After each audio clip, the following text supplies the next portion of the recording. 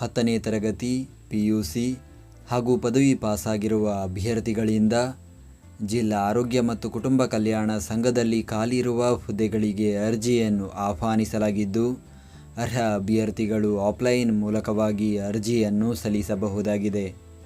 ಹುದ್ದೆಗಳ ಬಗ್ಗೆ ಸಂಪೂರ್ಣ ಮಾಹಿತಿಗಾಗಿ ವಿಡಿಯೋವನ್ನು ಪೂರ್ತಿ ವೀಕ್ಷಿಸಿ. ಜಿಲ್ಲಾ ಆರೋಗ್ಯ ಮತ್ತು ಕುಟುಂಬ ಕಲ್ಯಾಣ ಸಂಘದಲ್ಲಿ ನೇಮಕಾತಿ. ವಯೋಮಿತಿ ದಿನಾಂಕ 25 ಜುಲೈ 2024ಕ್ಕೆ ಅಭ್ಯರ್ಥಿಗಳು ಗರಿಷ್ಠ 45 ವರ್ಷ ಮೀರಿರಬಾರದು. ಆಯ್ಕೆ ವಿಧಾನ: ರೋಸ್ಟರ್ ಕಮ್ ಮೆರಿಟ್ ಆಧಾರದ ಮೇಲೆ ಅಭ್ಯರ್ಥಿಗಳನ್ನು ಹುದ್ದೆಗಳಿಗೆ ಆಯ್ಕೆ ಮಾಡಲಾಗುವುದು.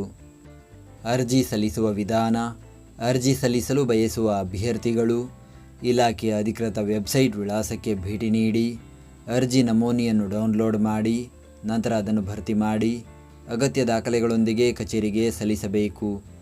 ಅಪ್ಲಿಕೇಶನ್ ಫಾರ್ಮ್ ಲಿಂಕನ್ನು ಈ ವಿಡಿಯೋದ ಡಿಸ್ಕ್ರಿಪ್ಷನ್ನಲ್ಲಿ ನೀಡಲಾಗಿದೆ. ಅರ್ಜಿ ಸಲ್ಲಿಸುವ ವಿಳಾಸ: ಜಿಲ್ಲಾ ಆರೋಗ್ಯ ಮತ್ತು ಕುಟುಂಬ ಕಲ್ಯಾಣಾಧಿಕಾರಿಗಳ ಕಾರ್ಯಾಲಯದ ಸಭಾಭವನ, ವಿಜಯಪುರ. ಅರ್ಜಿ ಶುಲ್ಕ: ಯಾವುದೇ ಅರ್ಜಿ ಶುಲ್ಕ ಇರುವುದಿಲ್ಲ. ಪ್ರತಿದಿನದ ಉದ್ಯೋಗದ ಅಪ್ಡೇಟ್ಗಳಿಗಾಗಿ ಈಗಲೇ ನಮ್ಮ ಟೆಲಿಗ್ರಾಮ್ ಚಾನಲ್ ಜಾಯ್ನ್ ಆಗಿ. ಹುದ್ದೆಯ ಹೆಸರು: ಶುಶ್ರೂಷಣಾಧಿಕಾರಿ ಹಾಗೂ ಕಿರಿಯ ಪ್ರಯೋಗಶಾಲಾ ತಂತ್ರಜ್ಞರು. ಹುದ್ದೆಗಳ ಸಂಖ್ಯೆ: ಒಟ್ಟು 40 ಹುದ್ದೆಗಳ ಭರ್ತಿಗೆ ಅರ್ಜಿಯನ್ನು ಕರೆಯಲಾಗಿದೆ. ಅದರಲ್ಲಿ ಶುಶ್ರೂಷಣಾಧಿಕಾರಿ 25 ಹುದ್ದೆ, ಕಿರಿಯ ಪ್ರಯೋಗಶಾಲಾ ತಂತ್ರಜ್ಞರು 15 ಹುದ್ದೆ ಖಾಲಿ ಇದೆ. ಉದ್ಯೋಗ ಸ್ಥಳ: ವಿಜಯಪುರ ಜಿಲ್ಲೆ. ವಿದ್ಯಾರ್ಹತೆ: ಶುಶ್ರೂಷಣಾಧಿಕಾರಿ ಹುದ್ದೆಗೆ BSc ನರ್ಸಿಂಗ್ ಅಥವಾ ಡಿಪ್ಲೊಮಾ ನರ್ಸಿಂಗ್ ಕೋರ್ಸ್ ಪಡೆದಿರಬೇಕು. ಜೊತೆಗೆ ಕರ್ನಾಟಕ ನರ್ಸಿಂಗ್ ಕೌನ್ಸಿಲ್ನಲ್ಲಿ ನೋಂದಣಿಯಾಗಿರಬೇಕು.